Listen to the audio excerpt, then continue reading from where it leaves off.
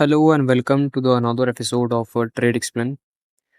आज मुझे शायद अभी नहीं लगता कि आप आज कुछ एक्सप्लेन करने की ज़रूरत है। जो भी कुछ हुआ आज मार्केट में, ट्रेडर्स और इन्वेस्टर्स को बहुत बड़ा एक सरप्राइज मिल चुका है गवर्नमेंट की तरफ से। चलो ठीक है। जो मैंने पिछली वीडियो में मैंने बात की थी, जहाँ पे एक सेटअप के बारे में मैंने बात की थी, 50 EMA के सेटअप के बारे में मैंने बात की थी कि किस तरीके से ये सपोर्ट और रेजिस्टेंस की तरह काम करता है। ठीक है, तो आप वो वीडियो देख लेना। मैं आई बटन में उसका लिंक दे दूंगा, क्योंकि वहाँ पे मैंने पूरा वो जो सेटअप था उसका जो बेसिक था वो मैंने एक्सप्लेन किया था। आज बस यहाँ पे हम लोग जो मेन बात है हम वो स्टार्ट करेंगे। तो स्टार्ट करते हैं। निफ्टी आज यहाँ पे खुला कहीं पे। ठीक है, वेट अ सेकेंड। हाँ, ये निफ्टी आज यहाँ पे खुला गैप अप। निफ्टी ओपन हुआ जहाँ पे। ठीक है, तो सेटअप के हिसाब से यहाँ पे सपोर्ट लेना चाहिए था। ठीक है, लेकिन यहाँ पे सपोर्ट लेने की कोशिश की थी।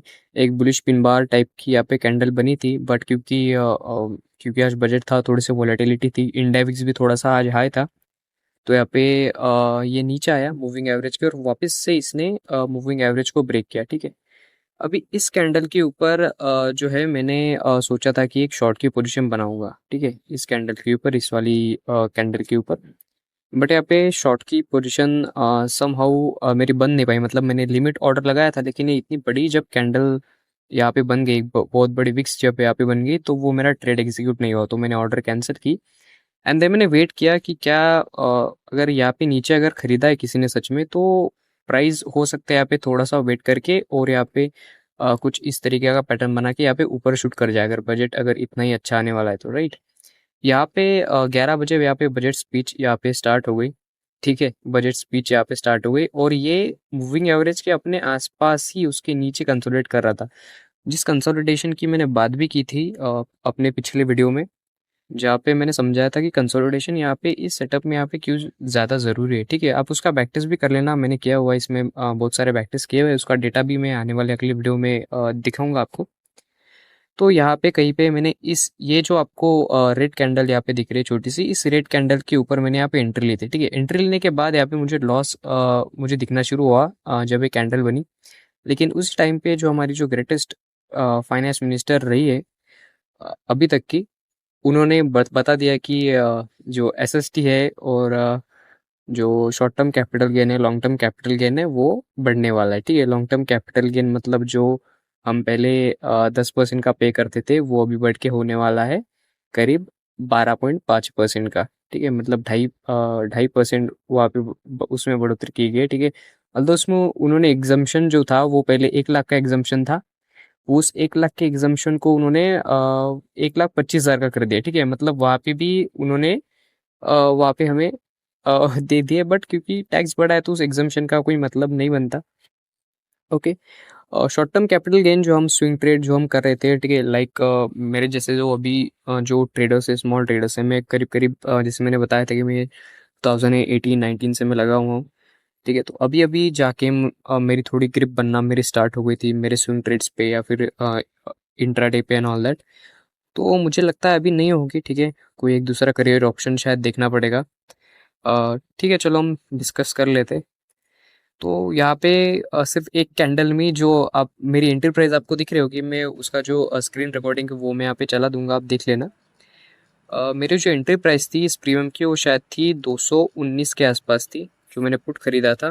पुट खरीदा था मैंने 24,450 का। ठीक है, तो उस एक कैंडल में ना वो पूरा शूटअप कर गया। ठीक है, मैं कहीं पे इस कैंडल पे निकल गया। ठीक है, मैं यहाँ पे इस कैंडल पे मैं निकल गया, और इस कैंडल पे निकलने के बाद ये ऊपर गया। ऊपर जाके मुझे लगा कि चलो यार अच्छा हुआ मैं निकल गया, लेकिन जब इसने ये वाला लो लगाया, ठीक है, तो वो बहुत ज़्यादा ऊपर गया। मतलब मैंने एक ही लॉट में ट्रेड किया था, एंड द रीज़न बीइंग कि मुझे पता था यार वॉलेटिलिटी आज थोड़ी सी ज़्यादा होने वाली है मार्केट में, तो मैंने अपनी ज़्यादा कोई पोजीशन कैरी नहीं की थी। मेरी जितनी भी मेरी लॉन्ग की या फिर शॉर्ट की जो भी मेरी पोजीशंस थी, वो मैंने कट कर दी थी। मॉर्निंग में यहाँ पे कहीं पे जो कंसल्टेशन हुआ था मैंने कट कर दी थी।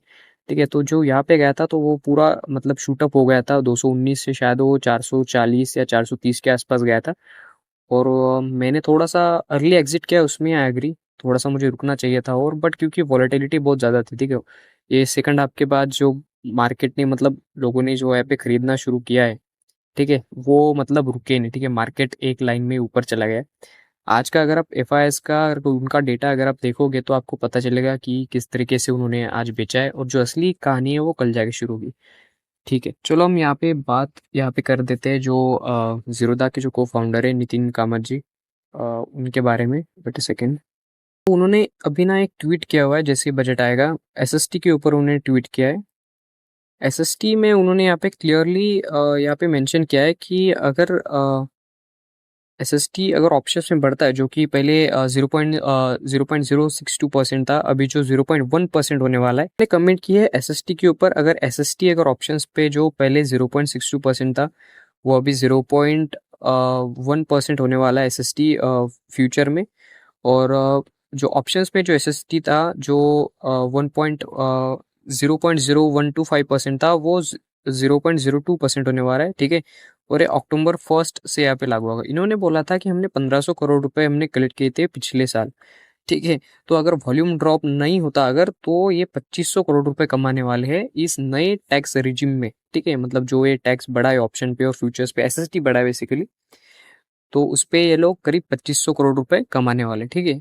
दूसरा टेक अवे इस बजट का अगर जो होगा, इस आर्टिकल का पूरा क्रेडिट जो है वो मिंट को जाता है। मैं मिंट की वेबसाइट पे ये आर्टिकल देख रहा हूँ, ठीक है। तो यहाँ पे जो नया टैक्स रिजिम था, कोई ज़्यादा चेंज है नहीं इसमें। जो सबसे मेन जो हमारे लिए वो ये है, वो है हमारे कैपिटल गेन टैक्सेस। जो पहले 10% थे, वो अभी बढ़ के जो है वो 12.5% के आसपास अभी हो चुके हैं, ठीक है। एफएनओ पे जो टैक्स लगना था वो एसएसटी वो अ, आप देखो कितना मतलब यहाँ पे बढ़ा है, तो उसके रिएक्शंस हमें देखने को मिलेंगे आने वाले टाइम में डेफिनेटली। इसके बाद अगर हम लोग देखें कस्टम ड्यूटी जो कम हुई है, वो कम हुई गोल्ड पे करीब 9% के आसपास, वहाँ पे कस्टम ड्यूटी कम हुई है। अ, मतलब ओवरऑल अगर देखा जाए तो मोबाइल चार्जेस और उसमें भी 15% के आसपास यहाँ पे उन्होंने उसको कम किया है कस्टम ड्यूटी को। तो वहाँ पे हो सकता है हमें थोड़े से चेंजेस और थोड़े से जो मतलब जो अपलिफ्ट है उस सेक्टर के बारे में हमें देखने को मिले। सोलर सेक्टर के बारे में मैं पहले से ही थोड़ा सा मतलब बायस था उनकी तरफ। मैंने थोड़े से स्टॉक भी उनके खरीद के रखे हुए थे। एंड द रीज़न बिंग कि जब राम मंदिर का इनॉग्रेशन हुआ था, ठीक है, जब उसकी ओपनिंग सेरेमनी थी, तो वहाँ पे उन्होंने क्लियरली बोला था कि हम सोलर सेक्टर जो मतलब हम फ्री बिजली योजना ऐसे कुछ करके हम देंगे, ठीक है। तो वहाँ पे उस सेक्टर को अच्छा खासा बेनिफिट होने वाला है। लेकिन अभी टैक्स बढ़ गया है, ठीक है। इस बात को हम डिनाई नहीं कर सकते कि टैक्स जो शायद नहीं बढ़ना चाहिए था वो बढ़ चुका है, ठीक है। अभी लोग थोड़ा सा बोलेंगे कि यार टैक्स बढ़ गया, मार्केट नीचे आके ऊपर गया, ठीक है। तो अभी मैंने इस कैंडल को भी निर्मला कैंडल बोला है, क्योंकि मैं यहाँ पे ट्रेड में था। मैंने इस कैंडल पे मैंने ट्रेड लिया था करीब 12 बजे के आसपास शायद, या उसके पहले लिया था, मुझे याद नहीं। यहाँ पे शायद तो इस कैंडल पे जब उन्होंने बोला कि एसटीटी अभी बढ़ेगा, तो भाई एक कैंडल में ही पूरा का पूरा मतलब मूवमेंट आ गया। यहाँ पे 186 पॉइंट की एक ही कैंडल बन गई थी। तो मतलब ले देखे देखो ये बात है अभी। तो एक इन्वेस्टर या फिर एक जो नया एस्पिरेशनल जो ट्रेडर है, वो किस तरीके से अप्रोच करता है आज के दिन को या फिर आज के बजट को, वो आप देखो अपने तरीके से। सो यही था इस वीडियो में। Thank you for watching.